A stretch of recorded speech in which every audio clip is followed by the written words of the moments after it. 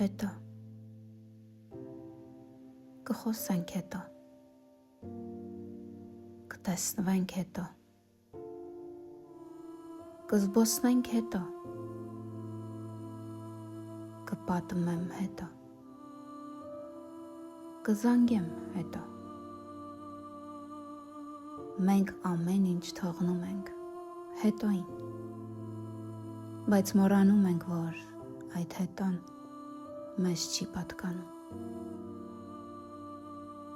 Հետո մեր սիրելիներն այլևս մեզ հետ չեն լինում։ Հետո մենք նրանց չենք լսում և չենք տեսնում։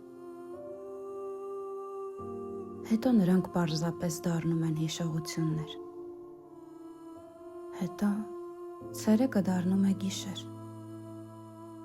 ուժն այլևս դառնում է անօգնական։